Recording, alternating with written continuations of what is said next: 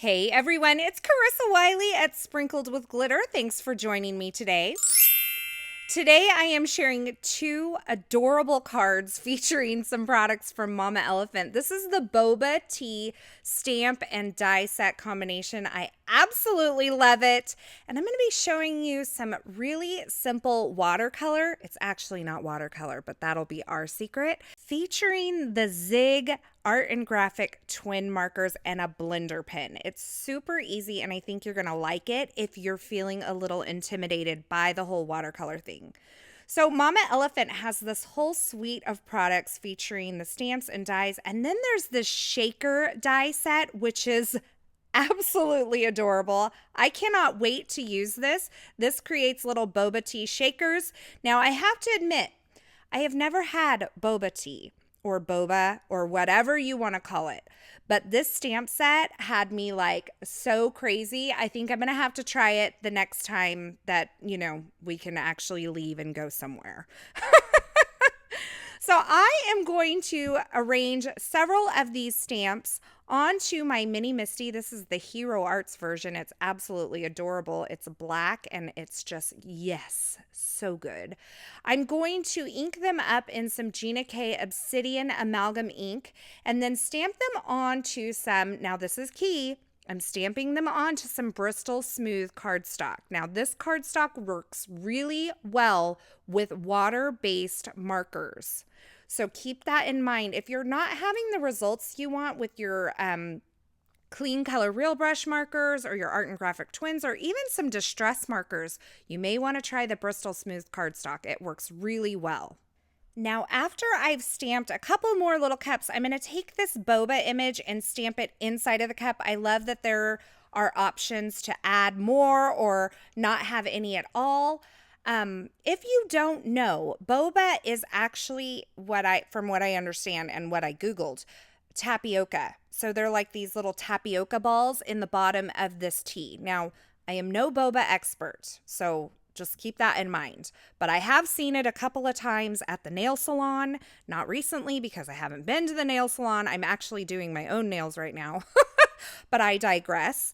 I've seen it a couple of times, and so I am just going off of Googled images and what I remember seeing. So I'm going to do some, like I said, watercolor. Now, this is actually closer to coloring, but it is much easier than using something like a Copic marker. And it's a lot less intimidating and has a lot more control than something like using a water brush or a watercolor set and brush. I feel like the people who are kind of intimidated by watercolor but really like the look, this may be a great place to start. So I picked several colors from this set of Zig Art and Graphic twin markers. Now these markers, another great thing about them is that you can actually color directly on your stamp and stamp with them. So they're great for different techniques. But I've selected my colors and I've scribbled them onto the Waffle Flower Mini Media Mat. I can say it. I really can. I really like this for a palette. It cleans up really nicely and I haven't had any problems with staining so far. And it comes in a larger size too. Now I've scribbled these colors onto this media mat and I am picking them up with the blender pen. This blender pen actually comes with the set or you can buy it separately. And I'm going to speed this up to kind of not keep you here all day. But you're going to notice I'm picking the color up off of the media mat with a blender pen and then blending it out. And then I'm also taking the marker directly to the images and blending out with the blender pen. So I can get more intense color if I color the marker directly onto the paper and then blend it out with the blender pen, or I can get a lighter color if I pick it up off of that palette and use the blender pen to transfer it from the palette to the paper. So you're going to end up with a watercolor look, but there's a lot of control in this blender pen. It doesn't get too wet. It has a really nice brush end, and then it also has a very fine tip end, which is true of all of these colored markers as well. And I can just kind of go in and color in these images. Now, the great thing is by using a palette and the marker, you can get different variations from that same marker. So you're going to get a much lighter color if you're using the blender pen to pick it up off of the palette and color with it. Or you can get much more deep, intense color if you color directly on the paper and then blend it out with the blender pen. Now, I do want to mention that paper is key here. This Bristol Smooth is kind of a coated paper, and it allows the colors to really move freely across the surface of the paper. Something like a watercolor cardstock also works, but it's going to grab the ink colors a little bit more, cause them to soak deeper down into the fibers, and it's going to be a little harder to kind of blend these out. But as I mentioned before, this blender pen is going to give you a lot of control. Now, you're also seeing me take that blender pen and grab color directly from the marker tip. You can do that as well, and that's another way to get kind of a variation of the same shade. Now, once I have all of these images colored, it was fast and easy, and that's what I was in the mood for today. I'm going to take my Tonic Aqua Shimmer pen and go over the areas of the boba tea and just kind of add some shimmer there. And then I'm going to heat set this and make sure it's completely dry before I die cut it. And the reason for that is I'm going to use some Thermoweb purple tape to hold these dies in place, and I don't want the surface of my paper to rip. If it's a little bit damp still, it will have more tendency to peel up and rip. So I just want to make sure that's good and dry before I take anything sticky to it. Because this paper is a little bit coated, you do have to be careful with that. So make sure that you're using some delicate surface tapes and making sure that your images are completely dry before you take that through the die cut machine. Now I'm going to go ahead and die cut all of these images, and then I've taken 2 of the plain cups and 1 of the monkey cups with those little ears on it. I have to know, do these really exist, the little ear top cups? Because they are adorable. I really want one. I want one. Like I said, when we are out of, this kind of isolation period, maybe I'll try this for the first time. Now I'm taking a speech bubble. This is from a newer Mama Elephant die set. I've die cut it from some Bristol Smooth. I'm adding a little bit of shading around the edge with this light aqua marker and blending it out with my blender pen. And I am going to stamp my sentiment onto this using some of that Gina K Obsidian Amalgam ink. I love this ink. It is waterproof. I can watercolor with it. I can Copic color with it. I can use it with my colored pencils, which I rarely do. Maybe that's the next thing I need to get out.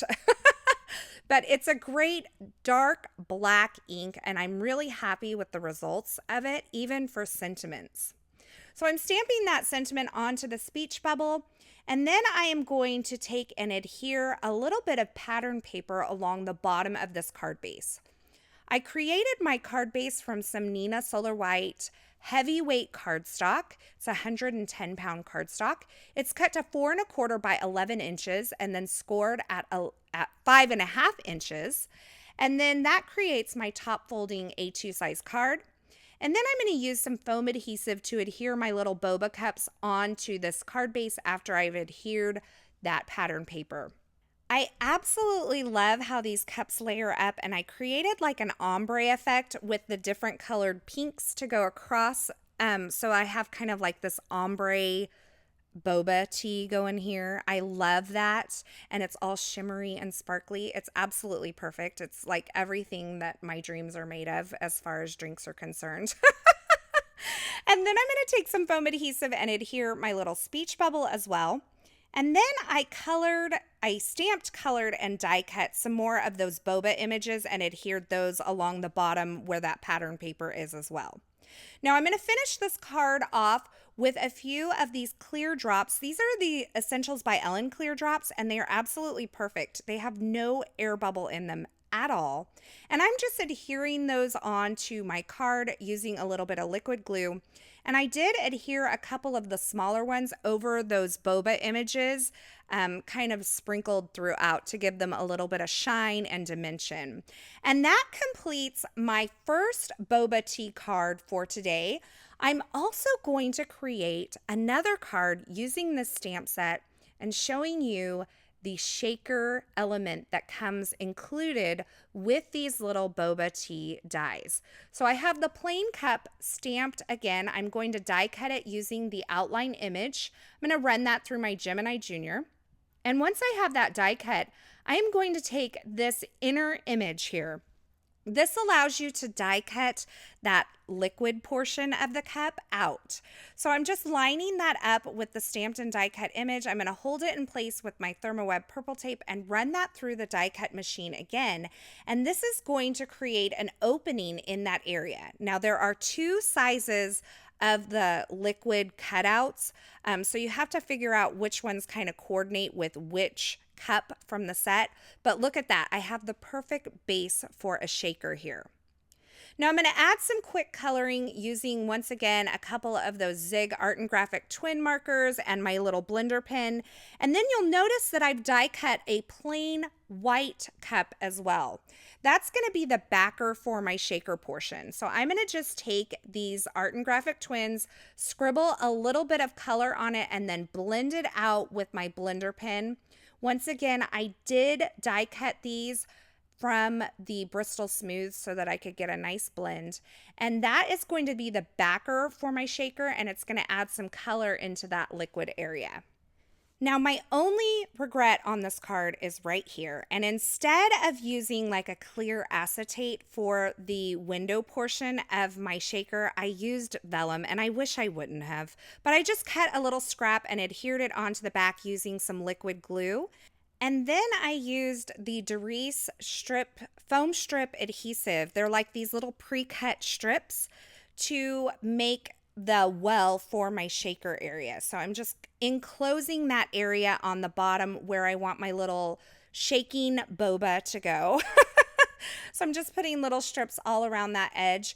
These seem to be kind of the right width for that really skinny area, and it just saved me the step of cutting down my larger foam adhesive to do that. You could absolutely do it with the larger strips of foam adhesive. You just have to trim it down.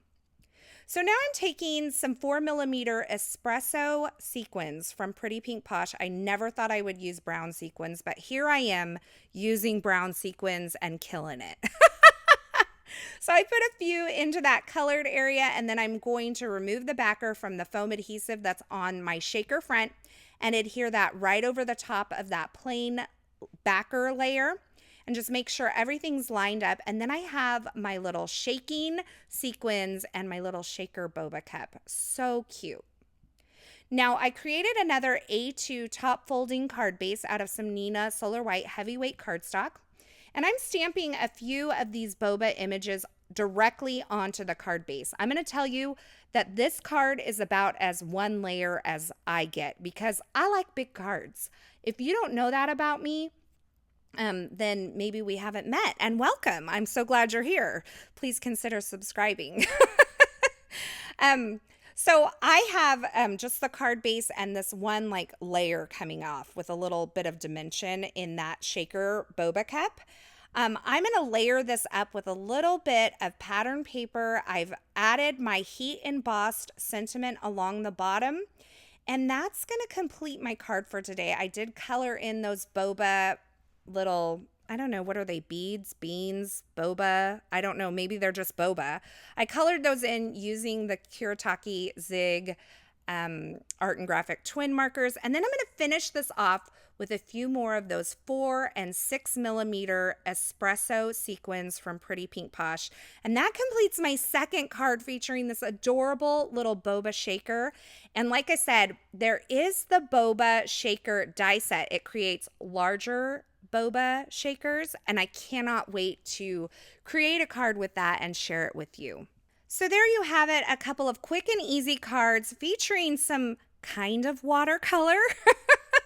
Using a blender pen and the Zig Art and Graphic twin markers, this is a great and easy way to get a watercolor look without the stress of watercolor, because some of us can feel a little intimidated by watercolor, and that's okay. This is also just a really great and simple coloring method that gives you great results every time. As always, I will have links to the featured products used in these projects in the description at YouTube, so be sure to check there. But head on over to my blog at sprinkledwithglitter.com. I'll have that linked below. Over there, you'll find more still shots, more information, and a complete list of supplies.